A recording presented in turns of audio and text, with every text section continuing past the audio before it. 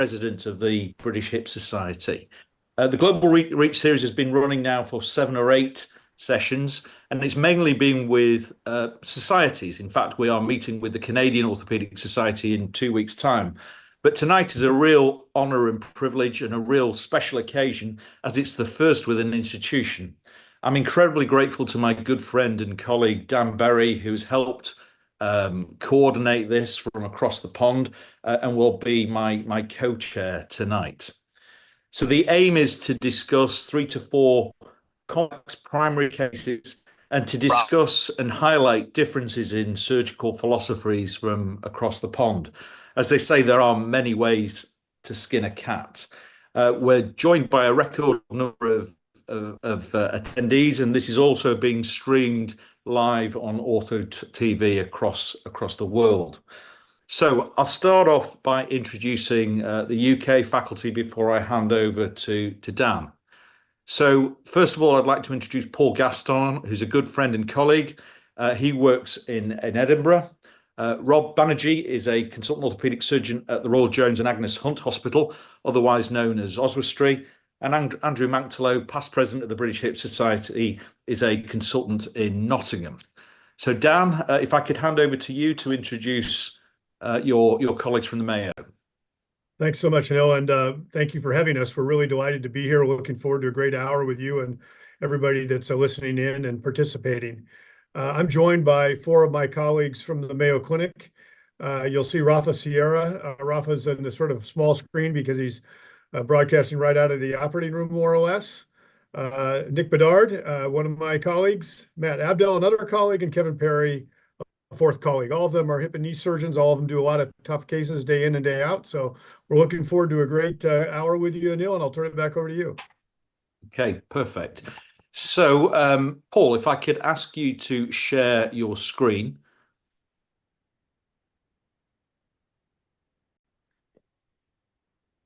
So Paul's got an interesting trauma case to kick off with. Paul, over to you.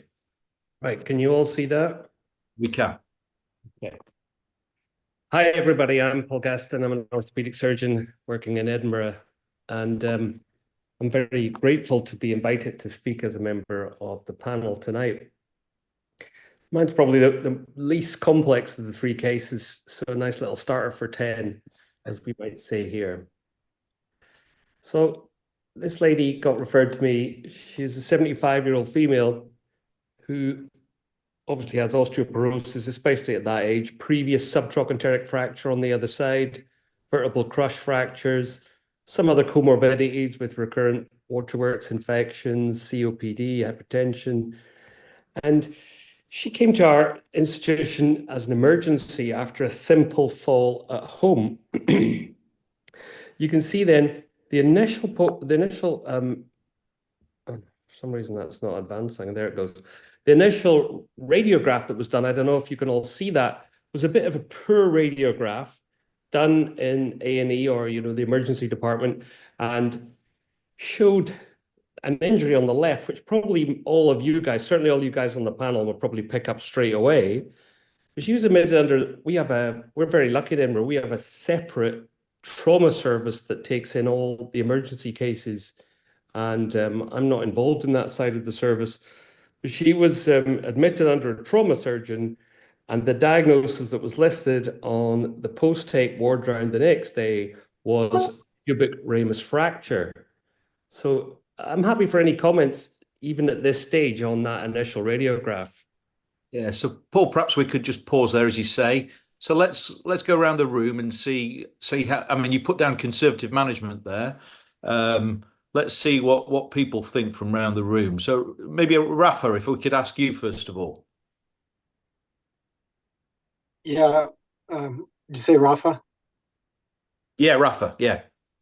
Yeah, unfortunately, but I do think that it looks like the femoral head is pretty much protrusioed into the acetabulum, and looking at the position of the obturator foramen, even though I'm not getting a good view of the pelvis itself, I do think that there's probably a fracture through that pelvis that's led to a discontinuity, so probably a transverse fracture of the acetabulum. To be honest, I don't know if it's probably the way that this is looking on my phone because I'm on the phone, but it just simply doesn't project that well. But that's my guess. That's a better view for everybody, I think. The first view was really hard to see for across the pond for some reason, but this one, the one you just showed a second ago, Paul, right before the CT, I think is the best view. Go back Slide to three. Slide 3, yeah. Next one. I just pressed the button by mistake there, guys, because it gave the game away. But the real point. Go ahead to slide 3, I think, Paul, because we can't see this one particularly well. So I think slide 3 will get us to where we need to be as reconstructive surgeons anyway. This lady you see was treated conservatively after this X-ray with no further imaging or investigations, and mobilized under the supervision of our physiotherapists and occupational therapists onto a pair of crutches for 4 months. So she remained in hospital for 4 months, having had that X-ray and no other investigations, which is really the point why I wanted to show that picture first. Paul, let me just pause you for a second. Andrew's got his hand up. Yeah, I mean, I think a fascinating case, and these poor quality radiographs, there may be someone who's quite thick set, they're in the emergency room, the people are doing their best, they're in pain, you get poor x-rays. And I think this is something that we see. I'm interested in our American colleagues, but the problem here is that these x-rays are reviewed often by juniors in the emergency department, sometimes with a radiographer who doesn't really know what they're looking at. And I think this is what's happened here, Paul, the injury's been missed, or at least been diagnosed incorrectly as a pubic ramus fracture. And I think it's really important that we get the message out that, we look at these things carefully. The patient looks like they've got more than a pubic ramus fracture. They're struggling in pain, one leg's short than the other. That's an indication for referral, getting an orthopedic surgeon to come and have a look and to get some other imaging. I think that's your point, is that sometimes these things get missed because people just assume that a pubic ramus fracture is all it needs to be. Okay, I've got a couple of hands up. So Rob? Yeah, great point. I mean, number one, it's not a great x-ray. And number two, you'd hope that someone would pick up clinically that she would be markedly short with that kind of injury, but clearly not, because on the other side, she had a previous fracture and she's healed short. So maybe when they're examining her, they haven't picked up the fact that she's short, because if you look at the level of the lesser trochs, she looks pretty equal on the x-ray. Sure. Kevin, you've got your hand up. Yeah, I was just going to make the comment that we probably have the opposite problem in the US, and that often by the time we get a call about these patients, they have a CT and multiple other imaging modalities. And so often, picking these up isn't the issue. It's sometimes the example of over-imaging for some of these injuries. So Kevin, assuming that you'd made the diagnosis on day 1, would your treatment have been the same as we have serendipitously done? Yeah, it's a really good question, and I'm not sure that there's an absolute right answer. I think there is some utility in letting these fractures consolidate. Obviously, I would not have had her weight bearing. I would have had her touch weight bearing, but let these consolidate a bit before I came back and treated her surgically. I think certainly if she, pain control were an issue, or she was unable to mobilize even with touch weight bearing with the use of a walker, then treating this acutely with some sort of arthroplasty would be reasonable as well. Okay. Right, so anyway, 4.5 months later, someone thought, this lady's not really doing very well. She'd just been in a rehab hospital for 2 months, couldn't walk, couldn't do things. So someone thought, let's get another x-ray done.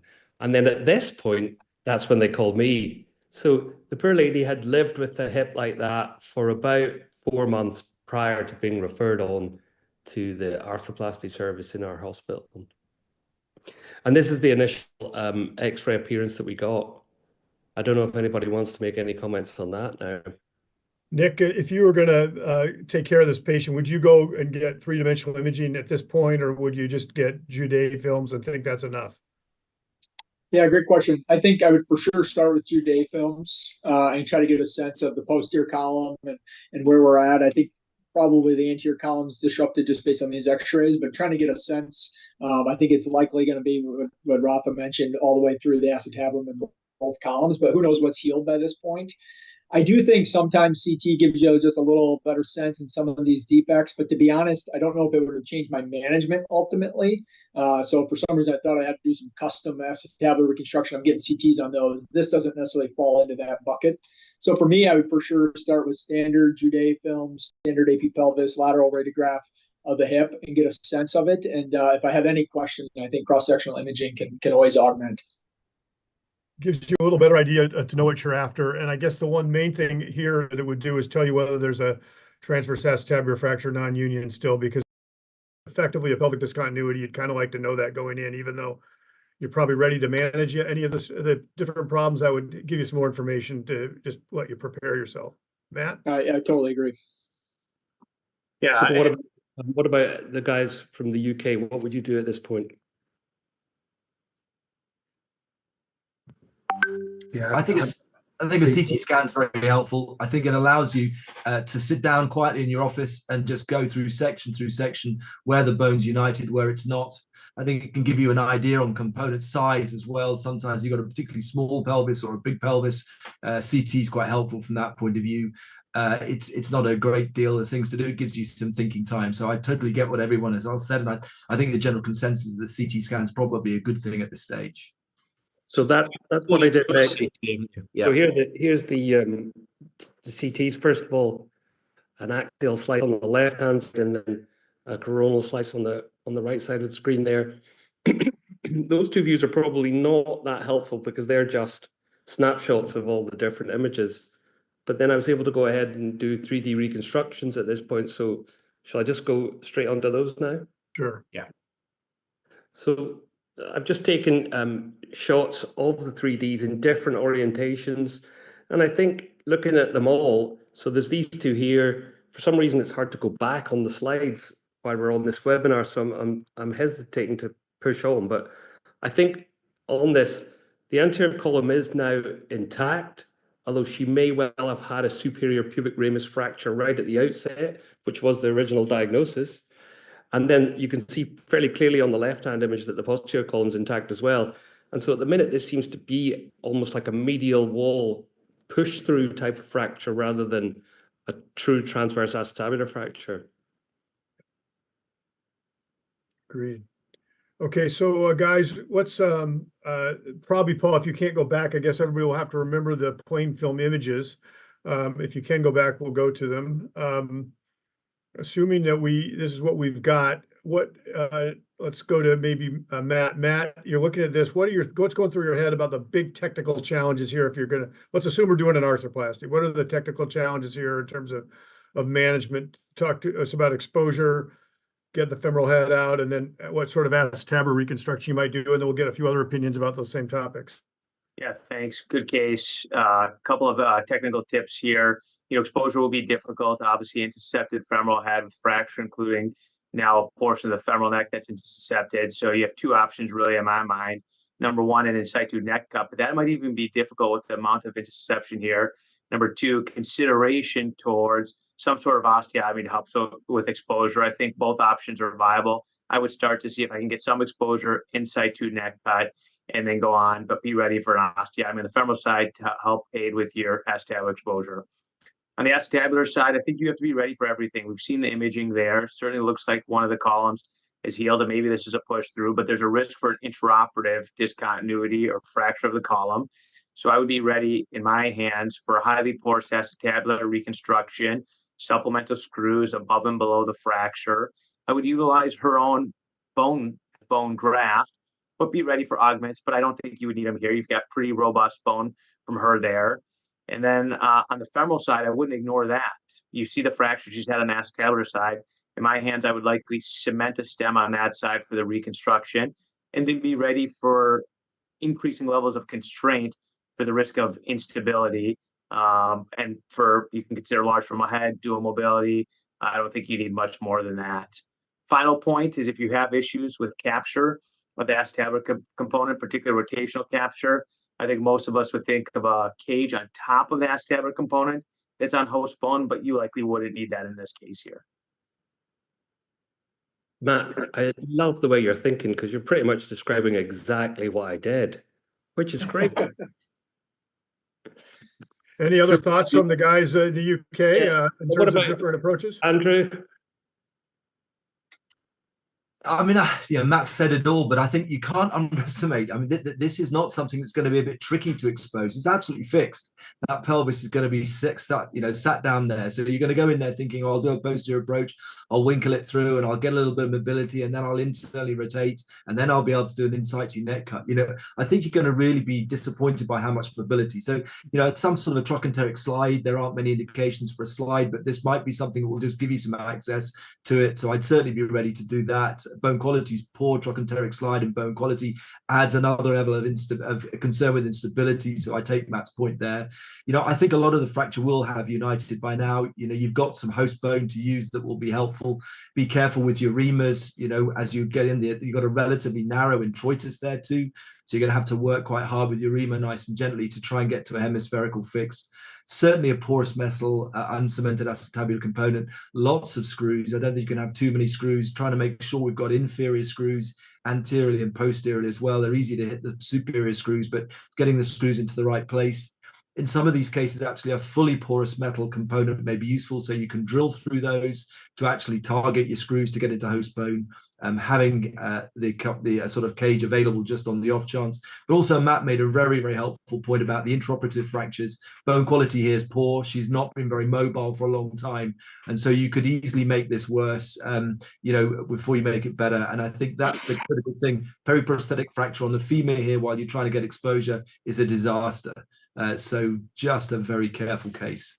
Don't do that. The one nice thing that you mentioned, Andrew, but maybe deserves emphasis is if you're going to use a hemisphere here, and I think most people would try to use a porous hemisphere, hopefully maybe a highly porous one. But if you're going to do that, the reaming technique is really important here, right? You don't dive all the way in with small reamers. You start with a medium to even a little larger size reamer and just ream the introitus, the periphery of it. And what you're looking for is a donut of ream bone. The middle will not be reamed. And then you're going to graft the central section either with structural or cancellous graft. And usually that's going to do it. Rafa, I see you have your hand up, and Nick, you did too. Got real quick comments. We got to keep moving a little bit. Go ahead. Yeah, just a comment on the exposure. I think the one thing you have to be very careful here is the sciatic nerve as well, especially if you're going to go through the back, because this sciatic nerve is going to be right up close to that trochanter, and it's going to be very tight. The other thing you might do, and carefully, is that she's got somewhat overgrown bone laterally, so you can see how that's further down than her native acetabulum. So you could remove some bone, even though you want to save bone, but you could remove some bone for the exposure to try to help this hip come out.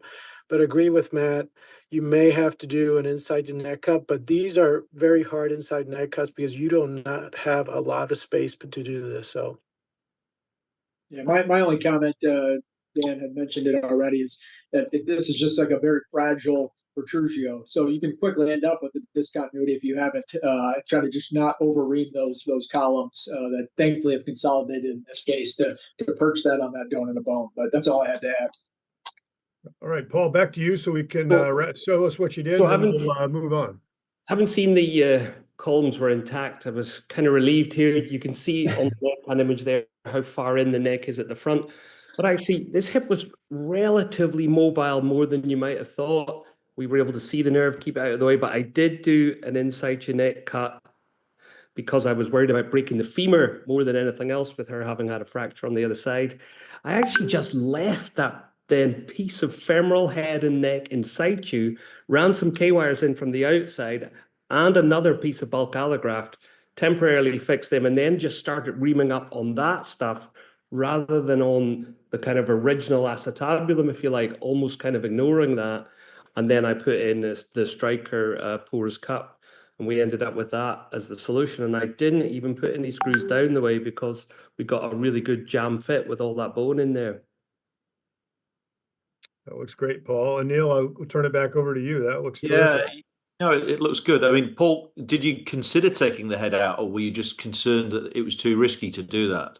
No, we could have done like a neck and femur and put a corkscrew in the neck and then, yank that thing out of there. But I just thought this was an elderly lady, fragile bone, didn't want to make it a big, long operation, didn't want to have to do then a big reconstruction. I actually tried to keep it really simple by just leaving it all in place, jamming extra bone on top and then reaming that up. and then putting in the biggest socket that I thought we could get in there. Because in terms of fixation, you're really relying on rim fit and those couple of posterior screws, aren't you? The one that's going through the head, I'm not sure he's doing a huge amount. Yes, except though on our CT, the head was jammed against effectively the residual bone. And so I thought that was still quite reasonable. And there's at least one more screw in the posterior column there that you can't see on that X-ray. No, that's good result. How's she done? So she got out of, having been in hospital for 4.5 months with her pubic ramus fracture. 2 weeks later, she was home, and then here she is at 4 months post-op, just a few weeks ago, with this X-ray. Now, it's obviously a slightly different view and stuff, but to me, it looks like the whole thing's really consolidating into a big mass of bone. And so I'm hopeful that we'll get away with it. That looks great, Paul, and it shows you how good an operation arthroplasty is when it's well done and well thought out. That's a great case. Thanks so much. Oh yeah, and you can see I did get one tiny little. Yeah, you can see that one in there. Yeah. That's great. Thank you very much, Paul. So can I get you to unshare your screen, Paul? And we'll move on to Rob Banerjee's case. Rob, are you all right to share your screen? Yep. And I guess we should mention that if the attendees wish to ask questions on the Q&A question area, Anil, we'll be able to see them, I guess. Is that right? Yeah, I can monitor that. That's great. Okay, great. So feel free, those of you who are attending, to shoot in a note if you wish. So can you see that, guys? Yep. Okay, so hi, I'm Rob Banerjee. I'm one of the arthroplasty surgeons at the Robert Jones, not the Royal Jones, and Agnes Orthopaedic Hospital in Shropshire, border of Wales and England. And we get quite a few interesting complex primaries coming to us from pretty much all over. This one's from just across the border in Wales. So this was the first case I've dealt with Arthrogryposis congenital multiplexer, which I'd seen during the exam and I'd seen doing pediatrics. But this patient came to me referred by another surgeon with really bad right hip pain. And this isn't actually her, it's a sort of stock photograph, but this is pretty much what she looked like. She's got very sort of deformed upper limbs. She was about 4'10" in height and spent pretty much all of her time in a wheelchair. So she's 37 years old, actually worked full-time as a computer programmer using voice recognition software, registered disabled, home and work modifications, pretty much wheelchair bound, stood with a frame, mobilized 1 or 2 steps to go to the loo, make a cup of tea, that kind of thing. Lots of previous operations, 4 or 5 surgeries on both feet, upper limbs, right knee. She had a patella fracture just before she was referred to me, and the surgeon removed the wires kindly before I took over her care. And some 3 amounts of previous femoral proximal surgery as a child, and I couldn't find the notes for that, unfortunately. Presented with intractable right hip pain. Painkillers weren't helping, making her drowsy at work and unable to sleep. So these were her plain x-rays. So if anybody has some thoughts on these. Robin, can I just ask you a critical question related to her exam? Does she have a big flexion contracture of the hip? The arthrogryposis patients I've taken care of all had big hip flexion contractures, and that was always a big technical element of the whole decision-making and management. Can you give us any information on that? Yeah, she was about 30 degrees fixed flexed, and she was fixed adducted. She was about 20 degrees away from neutral on abduction. Rafa, shall we get you before you have to go back to the operating room? What are you thinking here? Yeah, thanks. Actually, I've got to head back here in a minute or two. So socket doesn't look too bad. The femoral side is going to be the hard part, I think, here. You can see that there's some proximal femoral deformity. I guess some of it could be the contractures that could be making this look like more of a lateral view instead of an AP. But probably has some aneurysm abnormality of that femur.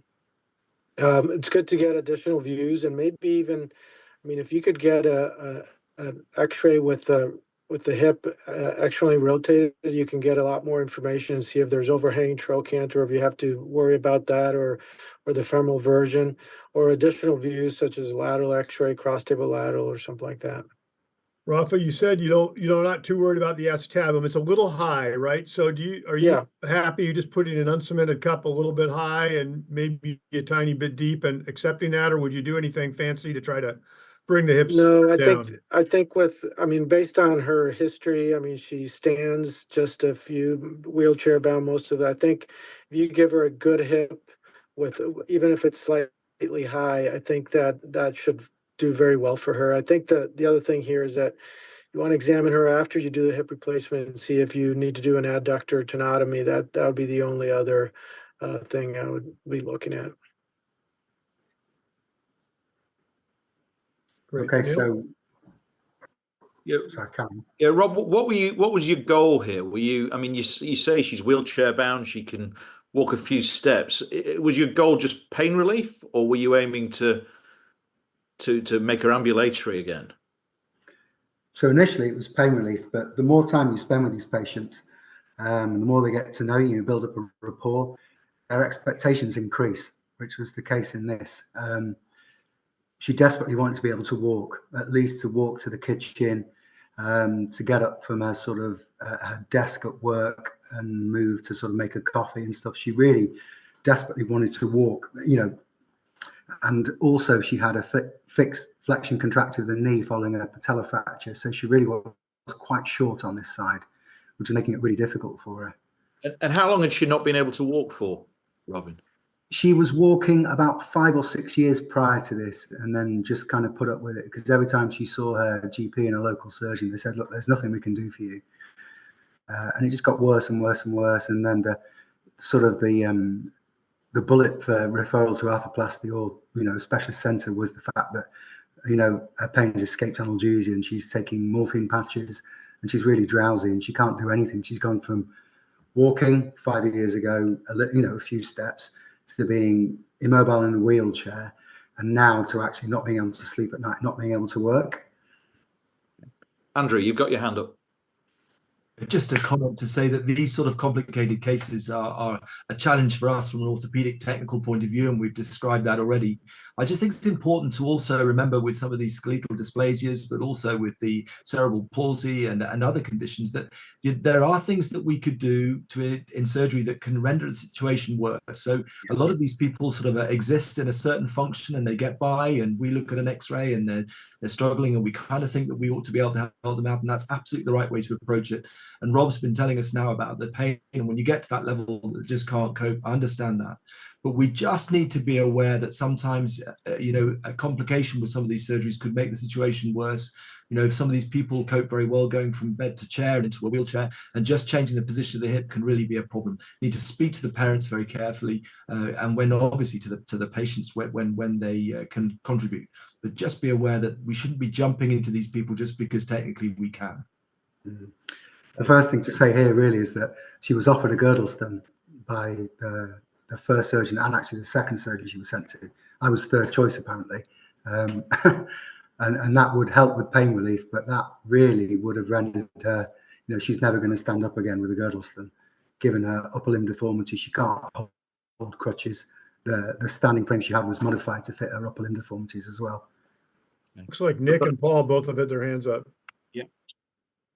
Yeah, I was just going to mention the girdle stone as a potential option, but thinking about the caveats with her upper extremity and some of the limitations from that. But obviously in some of these patients, and this is an arthroplasty conference, so we're going to talk about the fun ways to fix this with metal and plastic. But I do think that sometimes we overlook the utility of that in some of these complex patients. But I think you were thoughtful about how well she can mobilize with her extremities and being able to put weight through them. But it's still a reasonable option in some of these complex cases for pain relief. Maybe we'll ask Rob later on whether he wishes he'd done a girdle stones, but we'll come to that. So, Paul, you've got your hand up. Rob, is it really just her hip now that's making her disabled? Yeah, I mean, I spent a lot of time with her, 3 or 4 visits to clinic with mum. Dad's not around, mum was there. She lives with mum. But, they got to the point where they've heard every conservative option from their previous surgeons that they've seen. And, the pain is such an issue that she desperately wants something done. I tried a shoe raise, I tried orthotics, all that kind of stuff to try and see if she could mobilize. But anytime she tried to weight bear, she just couldn't do it. Matt, we've talked about the acetabulum, we've talked about decision making. Let's say you're going to do a total hip. Let's just talk about two technical issues. One is exposure here with an arthrogryposis patient with a big flexion contracture. Are you going to go from the back, or is there any utility of going from the front, whether it's a direct anterior or an anterolateral approach? That's question one. And secondly, any concerns about the femur here? You can see it's a little bit of a valgus deformity there on that AP radiograph. Yeah, great points brought up by Dr. Barry. So number one, I'm traditionally a posterolateral surgeon. In this case, I would do anterolateral for a variety of reasons: stability, exposure, access, and with the deformities. So that's number one. Number two, for me on the acetabulum, I'm not completely convinced. I actually am thinking that I would put the acetabulum component low and central, but I'd use her autogenous femoral head and augment it there. I think based upon your A to P dimension, you're going to need some supplementary bone there. So I'm thinking about that. I would get a scanogram. We're talking about the flexion contracture of the knee. So I'd like to get a better read of the limb length overall. And you can see the pelvic obliquity on this AP radiograph there. And then the femoral side, I'd like to see some more imaging, particularly a lateral, cross-table lateral radiograph to see what that trochanter is. Be ready if we need an osteotomy. And then I would do some modular adjusting stem versus having the trochanter out of the way. And then likely in my hands, I would actually cement the stem here. That would allow me to address several of the deformities in the coronal, sagittal, and rotational plane. Yeah, the other one, if you're going to do an uncemented stem, is those little short, fluted, tapered cone type prostheses that are pretty user friendly for these cases where small canals and relative, mild deformity of the upper femur. Sometimes that's an easy out. So, Rob, I've got a couple of questions for you on the Q&A. So we've got a question about spinopelvic alignment. Fariduddin says the pelvic looks like a pelvic inlet view, and have you considered the spine here at all? Yeah, so the spine actually in this girl was remarkably the bit that was bending properly. Nothing else really was, because arthrogryposis is mainly a problem of sort of the bigger mobile joints. And that's the typical view you get, by the way, with a big flexion contracture of the hip, right? Because the patient gets a supine view, and as the flexion contracture tries to get pushed down, that gives you that view of the pelvis often. Absolutely, yeah. And the other question, Rob, is from Tim Board. He's saying, obviously, he's expecting your next X-ray to be of templating, but he's talking about three-dimensional templating. And is that something you considered? So, well, I'll go on to the next slide anyway. So I got some CTs. I'm listening to you guys talking now. This is a fabulous learning experience for me. I wish I had Dr. Berry with me when I first saw her. So we got the CT and we got a sort of a 3D reconstruction. I sat down in our MDT, spoke to the guys, and in the end we decided to get a length and get over the fixed flexion deformity in the knee. We were going to go for, shall I say what my plans were? Yeah, go ahead, because time-wise, that'll probably expedite it a little, Okay, so that'd be great, Rob. So I spoke to Adler, which is a pretty good company, and they came up with an idea for a superior augment with a shell underneath that would help reconstitute some of the acetabular wall, then a dual mobility construct underneath that with a small head, because she's pretty small. The one thing that we didn't really think about, I wish I had, and you'll see why in a minute, was the femoral problem. I thought by the point I got in there and dislocated it and did everything, I could just put a primary stem in here. And my original plan was to put, as you said, Dr. Berry, a short uncemented stem or a short cemented taper slip stem. So, Rob, my current fellow was in the hospital when you were doing this case and apparently could hear you from the other side of the hospital. There was a lot of swearing going on. So do you want to show us your X-rays, Rob? What about the approach? What did you do in the end? Oh, yeah. So, again, I probably should have done an antilateral approach, but I did a posterior approach. I mean, anytime I face something complicated, I like to be comfortable with what I'm doing, how I'm extending it. Something that I've done, thousands of times before, and posterior approach is normally my go-to. But, again, listening to you guys, looking back, maybe an antilateral might have made it easier. But if I go to what we actually did, you'll see there's a proximal femoral replacement there, and I'll explain why in a minute. So we did the posterior approach, and I couldn't dislocate this for the life of me. I released everything. We talked about adductor tenotomies. I released everything I possibly could. Don't feel bad, Rob, because the toughest cases I've done in terms of soft tissue stuff are the arthrogryposis patients. You know they're going to be tough, and they're 5 times tougher. Yeah, again, I wish you were there. But yeah, the approach was difficult. It was a neck cut in situ because she's young. The ligament was thick. I had to section the head and take it out in pieces. And then eventually got some exposure to the R7, but I couldn't move the femur anteriorly at all. Just couldn't do it. Released everything I possibly could, and I couldn't even get access to put anything or ream the socket properly. It was really, really tricky. And so this was probably, I know, when your current fellow heard me swearing across the hospital. So I decided, well, this girl is probably not going to wear out something I put into her because she doesn't walk and I'm trying to get her to go a few steps. So I decided the only way I could get access to do the first part, which was the socket, was to take the proximal femur. So I'd initially done a trochanteric slide to get some better access, still couldn't move the femur. So then we just took out the proximal femur, the Adler guy, Rep Adam, who deserves a name check because he's awesome and he was there. So thanks, Adam. We took out the proximal femur at the shortest length we could. And then that gave me access to the acetabulum to put in this superior augment, a cup underneath, and it was all, pretty straightforward from then. And we just balanced the trochanter in roughly the right region and closed up. And this X-ray is actually 8 months post-op. Kevin, I think you had your hand up. You were going to make a comment? Yeah, I was just going to say that if I were going to go for this approach, I would consider an ETO to the level of that deformity, because there was a little bit of valgus in that femur. I think it helps a little bit with femoral mobilization. Always easy to Monday morning quarterback when you see the postoperative films like that. But that's a nice little trick that can make an operation like this sometimes a bit more elegant. Although I think the exposure was going to be difficult no matter what you did. Yeah, and I think that my learning point from this is the exposure was impossible. I mean, literally, it's pretty rare because you plan and you template, and it's pretty rare you get to a point where you think, God, I'm at the point where I may not be able to do something here. That's the question I wanted to ask, Rob. Would another approach have actually made this any easier? So if you'd done a direct lateral, could you have pushed the femur backwards out of the way? No. In all honesty, it didn't move. The whole thing was just stuck down to the side of her pelvis. Yeah, the whole thing was completely stuck.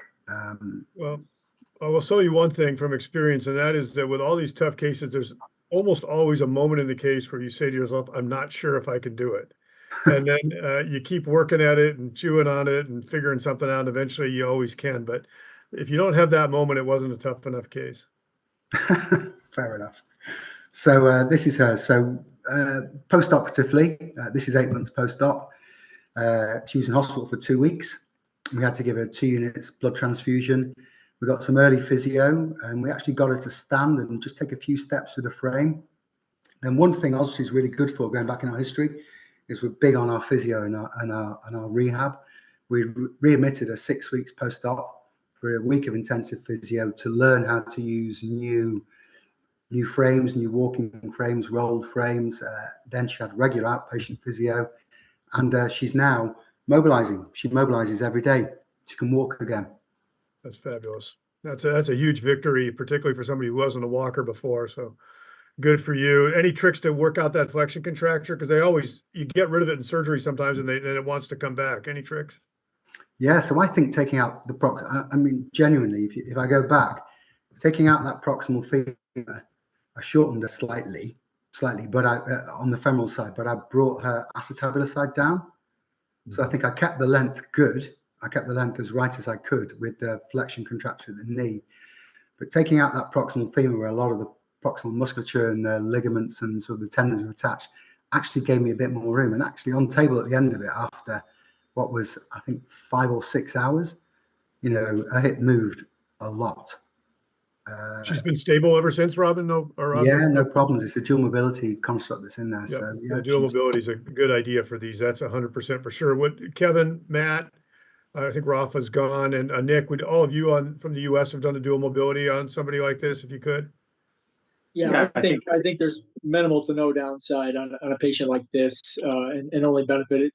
even if you got it exposed without taking the proximal femur out, you're going to have to skeletonize a ton of that. You're going to have to do a ton of releases to get that hip exposed. I would have probably came from the back, because I agree with, I can't remember who said that, but I think it'd be hard from either way. So I like to be familiar with where I'm at. And so just another reason from a stability standpoint. So dual mobility, if I got big enough, which obviously you did, to fit it in there and get some reasonable benefit from a head size. But yeah, dual mobility for me. Kevin, you're a guy who goes anterolaterally on most of your hips. Would you still feel like you'd want to do a dual mobility, or do you think that's enough stability from the primary operative approach in a complex patient like this who's got a lot of releases? Yeah, great question, Dan. I mean, I think realistically, this is somebody that I still would consider dual mobility. And just because by the time you get this thing exposed, even from an anterolateral approach, you're going to skeletonize so much of the femur that I would worry about that. I still worry about impingement here and other things. So low threshold for dual mobility for me. Really tough case, Rob. Thank you for sharing that with us. Okay, let me stop sharing this. So if I get you to stop sharing, and we'll move on to the last case, which is Andrew Manktelow. Andrew. Yeah, thanks very much indeed for the opportunity. I hope you can all see my screen. I'm going to go back in time. I'm from Nottingham, and great to be part of this group. So I'm going to take us all back to 2001, and I'd not long left the Royal National Orthopaedic Hospital, a very flowery and beautiful place, to go up to Nottingham. That's what I looked like in 2001, and that's when I first met the lady I'm going to talk about. So at that stage, she was 21. She'd been diagnosed with osteopetrosis coming through the skeletal dysplasia clinic. She'd known to have hip pain and restricted mobility, but she tolerated that extremely well. She basically was seen in the clinic with an acute deterioration of lateral hip pain and was diagnosed with that subtrochanteric stress fracture. So the concerns at that stage were how to manage that acutely, how to consider a longer term management, and was there a way that we could combine the two? And seeing Anil as I suspect quite a lot of our panel members and guests were probably not even born at this stage when I was that old. I wasn't sure whether you'd want me to talk about that. So should I just say what I did in 2001 for better or for worse, and then we'll move on because it gets fun. So here we are. At that stage in the United Kingdom, there was a thought about whether hip resurfacing might be something that we could consider. And so that was something that we thought we might be able to consider later on in time. As you can see, there's a little bit of a mark there where we thought we might put our lateral guide. And so what we thought we would do is to plate that lateral stress fracture, spanning that, but with a screw exactly where we could consider our lateral pin if we were to go back in time to consider a hip resurfacing. So we sort of tried to dial into the future. As I said, she was tolerating a hip at that stage. And at 21 with her bone, I was anxious not to go straight for an arthroplasty option. So there we are, but that was a bit of forward planning with those x-rays. 2006, she still had osteoporosis. She still had restricted mobility. As you can see, true to form, she'd fractured through the bottom of the 4-hole plate that I put on there, and we'd had to revise that and fix that with a longer plate. We'd replated it in 2005. No wound concerns, healed well. And again, she's still tolerating her restricted mobility and her pain and keen to start her family in 2006. So 2007 merged into 2013. She's still tolerating a hip, a plate's still there. She's not fractured below it. And that was all looking good. 2015. She's now 36 years old. She still has osteopetrosis. She's now the mother of 3. And she's starting to get worsening pain with restricted mobility and keen to be considered for surgery. Now, BHR obviously at that stage is no longer an option, I would argue, and maybe you would argue that it might never have been an option. But at the same time, that's no longer an option. So my concerns at this stage will open up for discussion: unusual osteopetrotic bone, metalwork in situ, previous stress fracture behind or below a previous plate, a horribly narrow canal, sclerotic bone. And so really, I think opening up at this stage for the panel's thoughts on how to manage the metalwork, how to deal with the arthritic hip, how to consider the sort of implants we'd use, when we would do that. And I suspect the team from the Mayo and elsewhere will probably identify some concerns that at this stage I was still blissfully aware of. Kevin, you want to take a little shot at this to start with, or did you have a different plan? Go ahead. No, I was just going to first of all say that Andrew's not aged a bit in 23 years. Yeah, he looked pretty much the same. That's kind of irritating, isn't it? Yeah. But yeah, it'd be good to open the panel to see what people thought. Kevin, should we start with yourself? Sure. Yeah. So very tough case. I think, You know, a lot of the difficulties and technical aspects that are going to be challenging here are going to be on the femoral side. I think the acetabular side will be relatively straightforward. Probably, again, osteopetrosis, so hard bone, but you could probably use a primary cup and multiple screws and be just fine. On the femoral side, I think sort of a number of challenges, and this is a case where I think templating is really, really helpful because she's so narrow and she's going to have so much of her osteopetrotic bone that it's going to be difficult to manage. But for me, you know, I think I would consider doing an osteotomy in this case after dislocation and removal of the hardware, just to get access to the canal, because often you're going to need a burr to sort of burr through where that previous subtroch fracture was and is now healed, as well as just to burr some of that osteopetrotic bone. And then I may be, you know, talking about utilizing some sort of short tapered fluted stem to get into this femur, if I could get access to that and utilize something that's small enough for her bone. Couple of things about osteopetrosis. You know, you know the bone's hard, but what you don't realize is how brittle it is till you do them. And that's been my sort of moment of truth a few times with osteopetrosis patients, because I've taken care of a bunch of families with it. So the brittleness in addition to the hardness are really big factors. The other thing is how terrible their bone healing is. Like nothing heals. You think it's healed, and it turns out often it isn't. And I think if you squint hard enough at this X-ray and you count screws down 1, 2, 3, 4, 5, that fifth screw looks to me like it's probably busted. And a lot of them are busted at some point along the way. So you know that's going to make your life miserable. And then the last thing just to say is with osteopetrosis, this is sort of, I would categorize as relatively mild osteopetrosis. Some of them have zero femoral canal, and making a new canal is a heck of a job. But this one at least has a canal. If you get a guide wire down there, you can maybe ream it up depending on what kind of fixation you want, but you're going to have to contend with at least a broken screw, maybe more. And then obviously the sclerosis that you mentioned, Kevin, really makes it a lot tougher. Andrew, you probably have more to tell us about that. Before we do that, Matt, you've got your hand up. Yeah, Andrew, it's a good case. You know, I don't think we should ignore the acetabulum. In most series, the intraoperative fractures occur on the acetabular side and the postoperative fractures on the femoral side.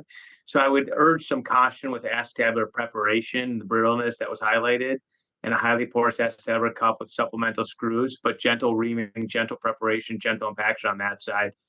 On the femoral side, I would give consideration to everything that was stated, but also prophylactically plating or extending the plate or having some protection there, given the risk of fracture here. Because I think you're going to have to bypass that broken screw, get down to that one. The canal looks like it's got enough to tolerate more than 5 millimeters to tolerate an uncemented stem, but being cognizant the risk of fracture post-operatively is going to be very high. Nick, looks like you got your hand up. Yeah, no, I was just going to piggyback on what Dr. Abdel had said. I think a press-fit stem opening up the canal and then prophylactic plating, and I think would be a very wise thing, given that she's had a stress fracture. She had another stress fracture right below the plate, just to dissipate those forces some. But finding the canal is going to be hard. Guide wire is ideal, but with the broken screw and finding all that, it might just be fluoro and making sure you check on a couple planes with the burr as you're reconstituting that canal slowly, and then hopefully being able to ream up and put in. I would go with Kevin on probably a shorter fluted tapered style stem, and then maybe replating to make sure I was past the tip of the stem and trying to just protect the distal aspect of that bone, because you can see this one going off great, and then 6 months later, right below the tip of the stem in a case like this. Brilliant. So, Andrew, do you want to take us through the next couple of slides? Well, actually, I haven't done the case yet, so I'm very grateful for your advice. I'm going to head off to the operating room and I'll get it sorted out. So all of the thoughts that the panel has said are exactly as I was concerned. My thoughts were really that plate was slightly overgrown. I thought if I could try and leave that plate in situ and then reconstruct the femur above the distal screw so that I wasn't getting anything further. Obviously, there's concern with this metalwork there. There's concern with the bone, and the bone's already declared itself. And, Dan, you're absolutely right. I was very anxious about a couple of those screws that had failed, and I was going to need to deal with those. So in terms of the options, again, they've already been discussed. Would I be able to open that canal up and look at a standard stem, uncemented fixation with that quality of bone? I was very anxious about whether I'd get any cemented digitation into it. I wondered about whether I may need to use a mid-length stem if we came into some concerns intraoperatively, but I also thought of whether I might be able to use a custom, and indeed what length I would have. And I thought we really would look into the operating theatre with most of those options available. So I actually chose to do this as a staged operation because I was very anxious about those screws. They'd been in a long time in very strong bone. What I didn't want to do was have major problem at the time of reconstruction, taking the metalwork out and having broken screws. So I chose to do a complex removal of metalwork first off. Those two middle screws were broken. I had to actually open up the lateral side of the plate and enlarge those holes to get the core over the top of the screws to remove all the metalwork from the canal. So that was a concern. I exchanged all of the screws so that I knew at the time of definitive surgery, I would be able to remove the screws very easily and go for my plan A, which was, as I said, to try and reconstruct that, leaving the plate in situ and do that above that distal screw. Well, Andrew used a metal cutting burr to make the holes in the plate bigger, than used a little tiny trephine over the broken screws. Is that what you did?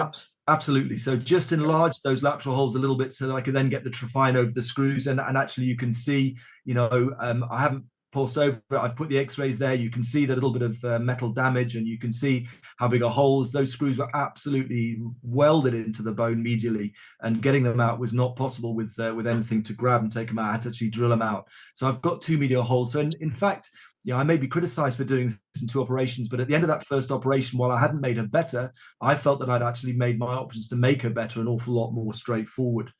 So we then went to stage 2. I don't know if any panel got anything else to talk about in terms of the options. You can see there how well overgrown that plate is. I really didn't want to take that out. All new screws, left that for a while. I looked at a cemented stem. I wasn't very happy that I'd get any fixation. And I looked towards a custom stem. And this is something that we use quite a lot. What we've got here is a system that looks at the overall alignment. You can see how femoral rotation was not particularly dysmorphic as you'd expect. We can look at the leg lengths. We can look at actually designing a custom uncemented HA-coated stem for this.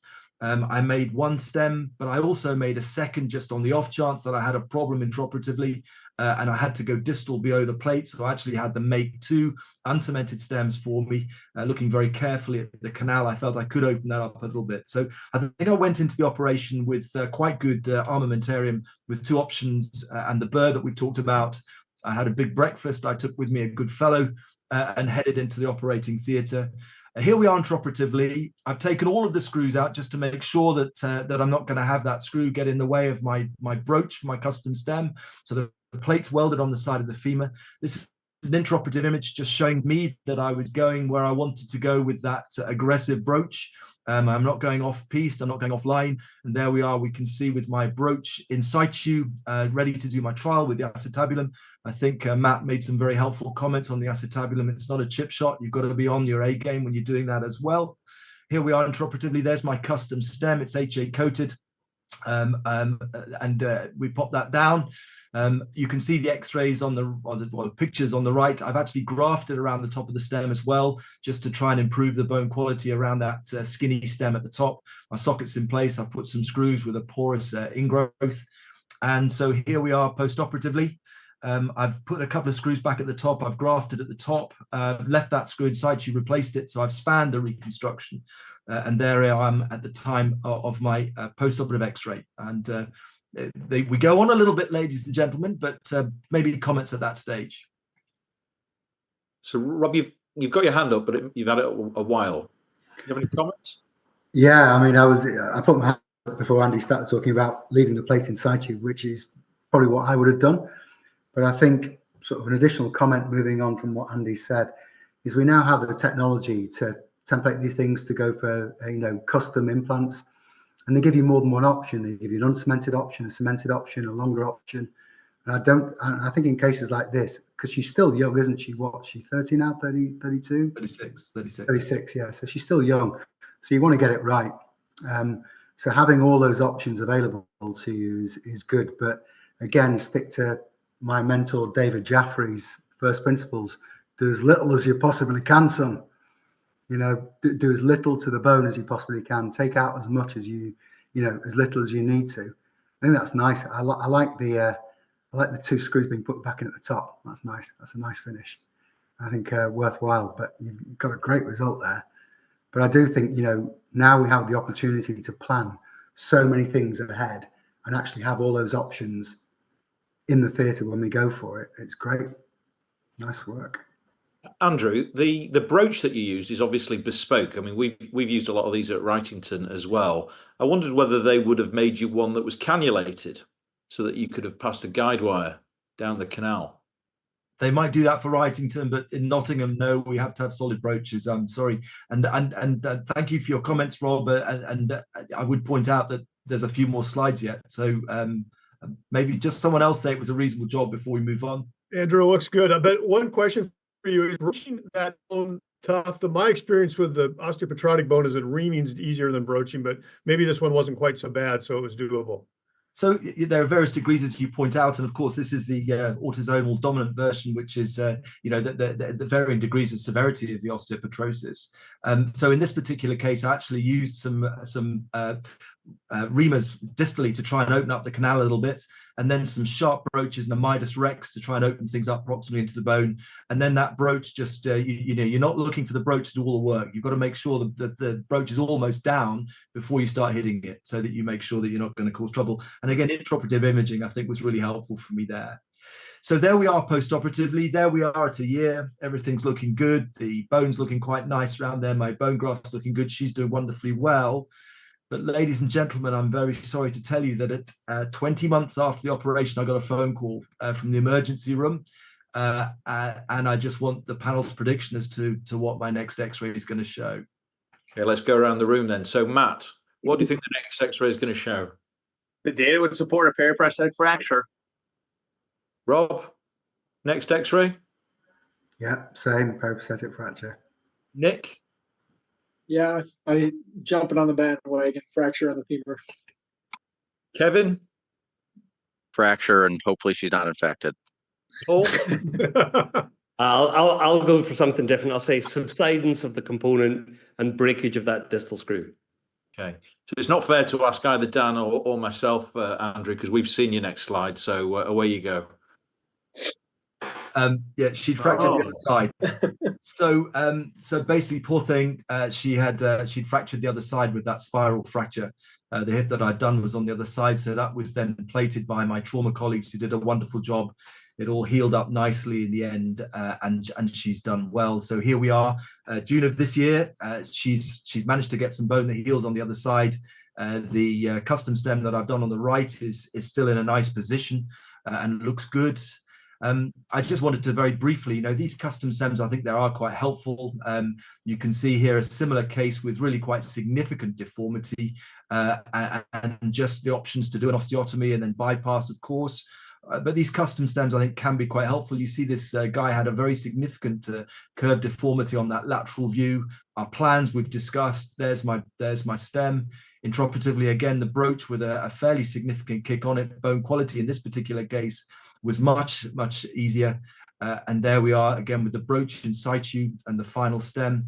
And really one of the most interesting looking lateral X-rays I've got in my primary hip practice with the custom stem that sort of really bailed me out of a difficult case. So here we are with that guy. He's 9 years down the line. I put a more standard hip on the other side. And if we look at the results of the custom stems, again, this is Jean-Noël Argenson from Marseille with good results in their series. And on the NJR, while the numbers are not big, we're only at 1,000 cases. I think they do work well. The outcomes are good. I've whizzed through those purely because of time. But I think I'm just saying that I think these custom uncemented stems in these really, really difficult proximal femurs are something that we should consider. And so thanks very much. And that's the end of my case. Thanks, Andrew. I will tell you that none of us, the one thing we all learned from tough cases is never pat yourself on the back too soon. And my experience with the osteopetrosis patients is you think you're okay at 3 or 4 years, and 5 or 7 or 8 years, the worst comes to pass. So that periprosthetic fractures may not be totally off the table yet. Okay, no, I get that, but she's happy and she's got kids and all's going well, Dan, but thank you. Great. So maybe if we, when and if we do this again, Andrew, we'll get you to present a follow-up on that lady, just in case. Actually, Andrew, can I just ask you a quick question? What's the thought of keeping the plate? Do you think that's contributing to the strength of her proximal femur? So the thought of keeping the plate is probably governed by the fear of taking it out. And so I didn't think it was doing any harm as long as it didn't influence my plan, and I was going within inside the dimensions of the plate. I just felt that if I took it out, I could harm her. So I felt it was not doing any harm. I'd leave it and just put some new screws on it and actually use it to plate the lateral side, Paul. Yeah, the minimalist approach, don't do any more than you have to that bone, is definitely the right way to go. Gentlemen, back to you. Yeah, so thank you all for some outstanding cases, some great discussions. It's been a superb webinar. I'd love to do it again. Our next BHS Global Reach webinar is on the 26th of October with the Canadian Orthopaedic Association, focusing on revision. But tonight, my hat is off to you. Thank you very much to the Mayo Clinic and my BHS colleagues. Thank you. And on behalf of everybody from North America, thanks for having us. We really enjoyed it, and I hope that the rest of your seminar series goes super well. But thanks a lot for having us today. Appreciate it. Thank you. Thank you. Thank you. Thank you very much. And well done on some tough cases. Bye, everyone. Thanks a lot.